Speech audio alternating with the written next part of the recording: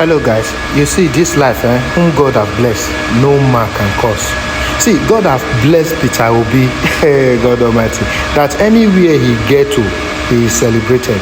I want you to listen to this video and how they give unto Okpewolu Woto, devil the grace. And the Central Middle Belt, celebrates the birth of His Excellency, Mr. Peter Obi. Yes, his birthday, no? The governor of Edo State, Senator Monday Akpabolu, if I murder the name, pardon me, threatened the Labour Party presidential candidate of 2023 and presidential hopeful 2027 that if he venture comes to Edo State, anything where he see, make it collect. I am sending a direct message to him. There is a new sheriff in town. He cannot come to Edo without telling me, because his security will never be guaranteed. Whatever happens to him when he's in Edo State, he will take it. I am serious about it. He came the other day and donated 15 million. Somebody was saying, "Okay, she will get 1.5." That was the video that was circulating the internet as of yesterday. It is very obvious that there is a memo in the ruling of Progressive Congress to make sure that His Excellency Mr. Peter Obi get nothing close to 2027 election. In fact, it is now obvious to the blind that anything that can be done to make sure that Peter Obi is unalive before 2027 is what is on the table right now. Because last time it was the governor of Benue State who instructed that His Excellency Mr. Peter Obi should be turned back. But now, over to Edo State governor. You know, those are the states that Peter Obi actually won. But let's not dwell much in this. Let's take a listen to what Mr. Peter Obi have to say regarding this and the failure of leadership on his birthday. According to him on his verified X handle, he said, no student should suffer for leadership failure. He made this assertion as regards to the issue of the dentist faculty, whom we all know already about the situation around the students who were asked to go home because of some certain accreditation issues. He went ahead to say that, following my visit yesterday to the faculty of dentistry students at the University of Nigeria Nsukka, UNN, I was told with a report concerning the development at the University of Calabar, where issues around the dental students' graduation and indication quota have sparked serious concern. Why the specifics of the matter are still unfolding, I understand that the Vice Chancellor has recently assured the public that steps will be taken to resolve the crisis. I appreciate her for this promise, and I look forward to the favorable resolution. However, the root cause, one thing is clear. No student should suffer due to what I consider a failure of leadership. We must give our youth the necessary education, particularly in critical fields like science, technology, engineering, and mathematics. Education in this area is far too important to be jeopardized by bureaucratic or institutional lapses. Whatever the issues, the student must remain in school and graduate appropriately without compromising standard. I feel your concern as I face a similar situation as the former governor of Anambra State, when the Medical and Dental Council of Nigeria shut down our medical school at Odumegwu Ojukwu University, citing the absence of a teaching hospital, a basic requirement for accreditation. Students who had already spent 6 to 4 years studying medicine were told they could only graduate as a biologist or in other science courses. I had just assumed office barely 1 year in when I met the crisis, but I refused to let this innocent student become a victim.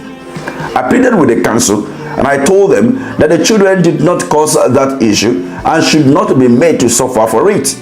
I promised to take full responsibility, and I committed to build a functional teaching hospital within 2 years. They told me it was impossible to build such a facility in 2 years, but I insisted. because leaders must be solution driven, especially when the lives and future of our young people are at stake.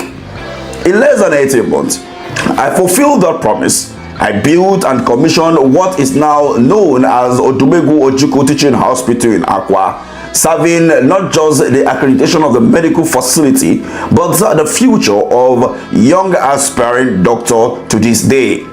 I call on the federal government to give this situation the urgent and decisive attention it deserves by providing both financial and institutional support to the university leadership. The Vice Chancellor of the University of Calabar and her team must be empowered to resolve these issues immediately, to ensure that no student is made to suffer for circumstances that are in no way their faults. As this critical time in our nation, we cannot afford to continue to downward trend of neglecting education and healthcare, or of failing to lift people out of poverty, while wasting resources on areas that bring no tangible value. Our children must not continue to lose their future in Nigeria. A new Nigeria is possible. Pew.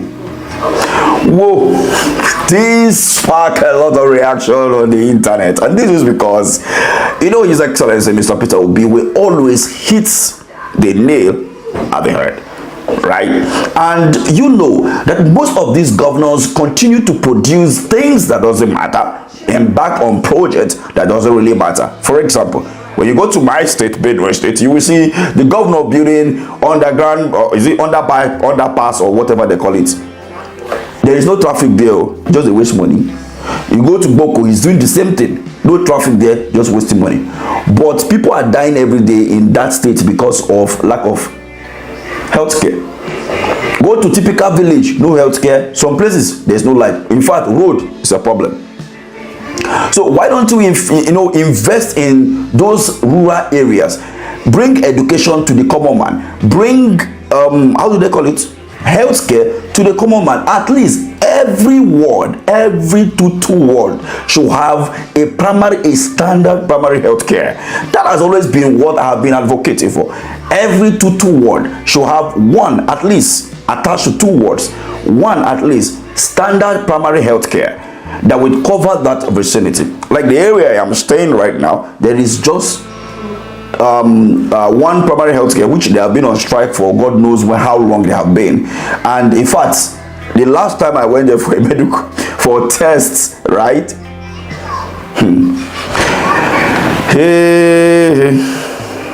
The test they gave to me, the result they gave to me, but I collected it and I went to a private place, right?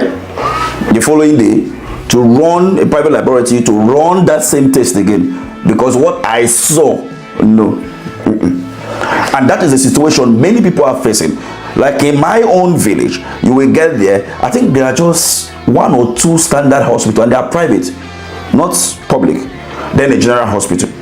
And even the general hospital, the last time I visited was even when my mom was admitted, and getting to that place was a mess, a total mess. A total mess. I can't even remember how it looks right now, because as of that time, we are talking about like 15 years ago. Now, I don't even know how it looks as of today. So, and that is the place that everybody, more than 500,000 people are living in that community. At least more than 1 million people are living in that community. And they all depend on that, but it is what it is. We have House of Rep members, we have State House of Assembly members, we have special advisors here and there, but all they know is to sing praises to Bola Ahmed Tinubu. They don't care. They give them constituency allowance. In fact, any money that comes to you, like I said, the number 1 priority of any politician is to make sure that there is education and there is healthcare. These 2 things, get it across and get the roads done with lights following up. Then you attract investors. You can't do everything by yourself, but get the basics done first. Anyway, back to Okpomololo of Edo State, who is threatening Mr. Peter Obi that if he comes to Edo State, whatever he see, he will get, blah, blah, blah, blah, blah, blah. Excuse me. If at the end of today, being Saturday, 19th of July 2025, and the president of the Federal Republic of Nigeria, or the IG of police, did not release a statement condemning that statement of the governor of Edo State, or in fact try to assure Nigerians that, you know, this was made in whatever.